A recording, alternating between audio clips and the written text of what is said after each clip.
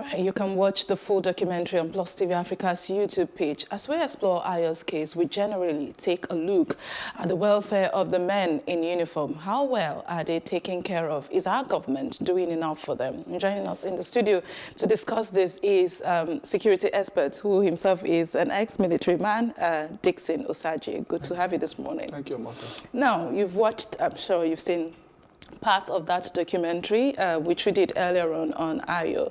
And like we said, we're now looking at the welfare of men and women who serve our nation in that capacity as military personnel. In your opinion, do you think our government is actually doing enough for them? Well, the case of Ayo is a worrisome situation, and I felt sorry for him. And I think for the benefit of those people who don't have military background, I would like to clear the air on that video because I was aware of the situation when it transpired. My younger brother was in Maiduguri by then. I think they were asked to go and take over some territory that is Delua, Demboa, and one other locality that is under the hands of Boko Haram. And the truth be told, they were not well equipped, and that is just the truth. And the actions of the soldiers too was unprofessional as well, because the military has a standard operating procedures. For example, in the military, when you cock a gun against a soldier or a civilian, it is perceived that you've committed murder. And that is why you have no reason for whatsoever to cock a gun. And in the case of Ayo, they rebelled against a constituted authority, that is mutiny. And that rebellion was a punishable offense by death.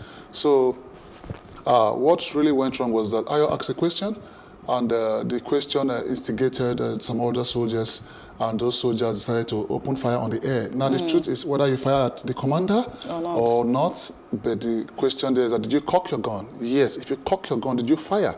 Yes. Now, they committed two bloody mistakes, because in the military, when you cocked your gun without firing, it's a dismissal offense, and you could be sentenced to death, because it is perceived that you might go out of point and kill the person you actually cocked your gun for. So cocking your gun against a soldier or a civilian is a death sentence. That is where the discipline is in the military, and that is why you see sometimes most soldiers don't suffer from accidental discharge, you know. Because I used to say that in any given time you see maybe some issue happen in our country and you hear it's accidental discharge.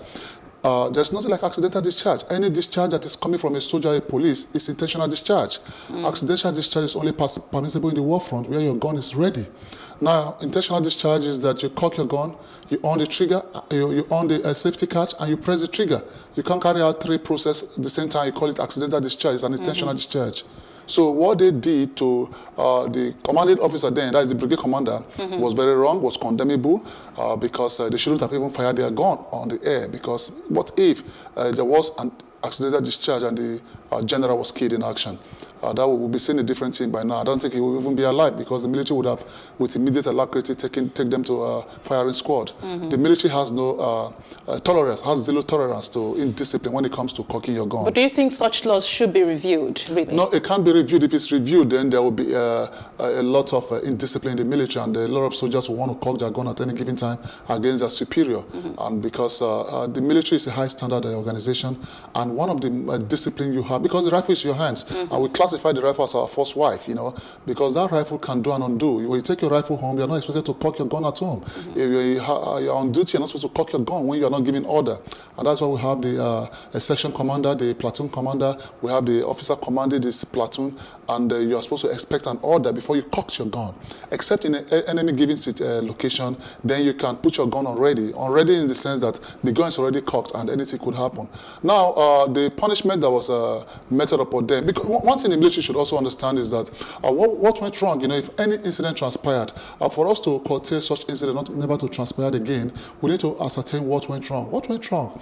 Were these guys well armed? They were not well armed. They were not well armed. And if you recall, the federal government had disbursed the money for the equipment, and those equipments were not purchased. So it shouldn't have been, in my own judgment, in my own opinion, I'm not a military personnel or expert as you are, his question is justified. If you ask me to go fight the enemy and you don't equip me, what do you expect? Your questions was highly justifiable. You see, the truth is that the military don't like questions. When I watched the documentary, I remembered 21 years ago, I think 1999 precisely, we have a Doba. We were in a firing squad one time, and a major was just using stick and hitting soldiers on their head, hit the target properly, and he was hitting us, and he hit me on my head. I almost turned the rifle against him. You can't hit me on my head when I'm with my rifle and I'm engaging the enemy in a firing squad, in a firing range. And we went to a Doba, the same, when you gather a group of soldiers to hear their mind and their views, we call it Doba. Okay. I think that was where the Doba, I asked that question that resulted to him going to prison. And I asked a question, after that incident, we left the firing range and we were in the base, and we called for a Doba. And I asked my commanding officer, I said, why would this major be doing this thing in the front line? What if he's been shot dead? I don't like what he did. Why will he be hitting soldiers on their head? I spent 2 weeks in detention. For asking that question. My commander said, what? Are you saying you're going to kill my major? I said, I'm not going to kill the major, but I am firing. Don't hit me on my head when I'm firing. I could turn back on you thinking you're my enemy. Please, we should stop that. I was sentenced to 2 weeks imprisonment with hard labor in a Nigerian army cell. Are you with me? You know, in the barrack we have a cell. So while I was in detention, the commanding officer reviewed my question and he called the major to order and said, hey, what you actually did was wrong, and Dickson was saying something right. I'm going to release him, but because you're an officer, that is why I wanted him to just be detained. I immediately they released me. He called me. He said, I should have rephrased my question, but I said, sir, that is the best way I can put that question. Now, the question Ayo asked triggered his colleagues, and because the truth be told, I can't go and fight the enemy without proper ammunitions. When we were in the Bakassi Peninsula War, we were not even well armed then. Highest 1 or 2 magazines maximum. In fact, I can't even remember having 2 magazines. I only have 1 magazine. 30 bullets. So ideally, I mean, frankly speaking, it means like we're putting these men out there and endangering their lives. Because if they are not armed, how do you expect them to be able to do anything for the nation? There are people who want them to protect us, but they are not protected. The Nigerian army underrated Boko Haram, and that was a terrible decision. You understand? Because when the incident started in 2009, the Nigerian police were supposed to go and take over that fight. When the fight overpowers the Nigerian police, that's when the Nigerian army is supposed to come on board. But the Nigerian army were quick to send into that war, thinking they would be able to go and dissipate the enemy. But Boko Haram were prepared, and they took the army by surprise, and they killed a lot of soldiers. The attack I was talking about, 38 soldiers died in action. That very same year that they were attacked, that same very year, 2014, that they carried out that mutiny as perceived by the military, my own younger brother was shot in Damboa. Was shot in was shot in Chibok. And why? Because the Boko Haram carried out a kind of intensive surveillance, and they knew that most of these soldiers are not armed. Okay, for example, we have about, let me say 30 soldiers. 10 soldiers make a section, 3 sections of soldiers, 30 soldiers, which make a platoon. About 39 soldiers make a platoon, including an officer. And we have 3 multipurpose machine guns, 1 machine gun to a section. And Boko Haram they're coming like 100 with about 20 to 30 machine gun. You know, machine gun is the general multipurpose machine gun that fires rapid. That is what we call the firepower of any given section of a soldiers. It gives you backings. So these guys come with a lot of machine guns, and they overpower soldiers. Where my younger brother was shot, they knew that they don't have much machine gun there. And while they were coming, they came with about 10 machine guns. And if not for the APC, the armor tank, my younger brother would have been history. You know what I'm saying? Yeah. So the military must understand that this war is not a discretionary war. They are looking at it as a discretionary war. It's a necessary war. A necessary war is a war you need to eliminate once and for all. All right, let's talk about the mental well-being of, men and women in uniform, for instance. Let's look at Ayo's case, and there are so many others. I mean, speaking to Femi Falana, the senior advocate of Nigeria, who's handling the case, he said about 63 others are still in detention. This same case, Ayo and a few others were just lucky to be released and didn't get death sentence or 10 years as prescribed by law at the time. People who have gone through these, military men and women who have gone through these or who are still in service, how well how is their mental health taken care of? Because they go through a lot of psychological issue, a lot of trauma. What is being done for them?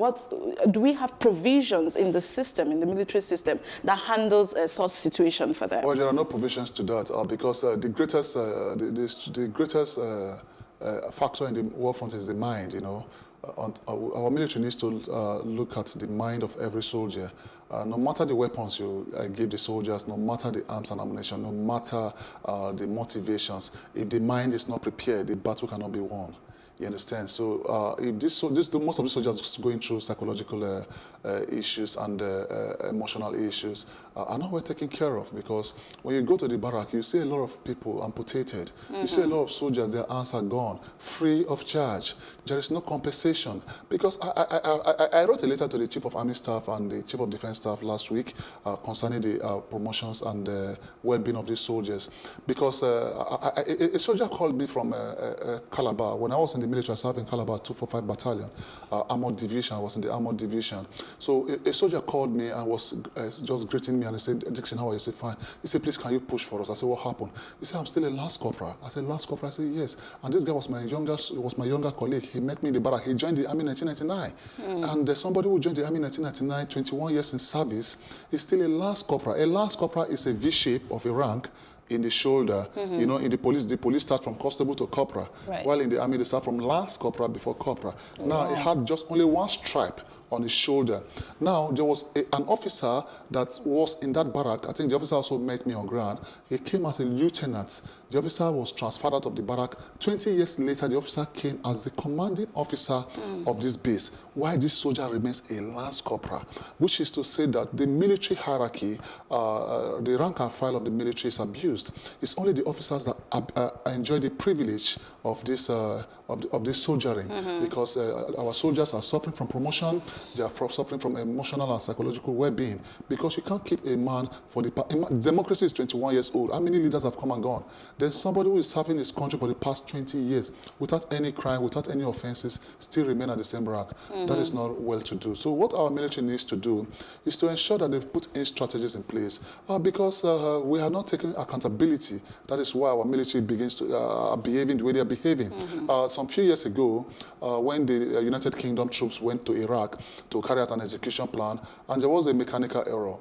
Are you with me? Yeah. And that mechanical error led to the death of 1 or 2 soldiers. Now, the family of those soldiers were not happy, and the Supreme Court held a judgment in respect of those soldiers and passed verdicts, and the soldiers were compensated with about £250,000. Why? Because it was a mechanical error from the military. Now, our soldiers, the family of our soldiers, I have said it time and again, and I've sent a note out there to them, they should begin to sue the Ministry of Defense. If a soldier died in the front line due to mechanical error from the Army, the Ministry of Defense should be sued. The Army authorities should be sued. The Air Force authorities should be sued. The Naval authorities should be sued. Until we begin to sue these guys, they will not take it into consideration that they have an account to protect the soldiers. All right, talking about suing, let's again, this will be finally, on Ayo's case. When he was acquitted, the note of acquittal from the Supreme Court said, you know, that he is supposed to get all his benefits, you know, all the areas, whatever was due him, he was supposed to get it.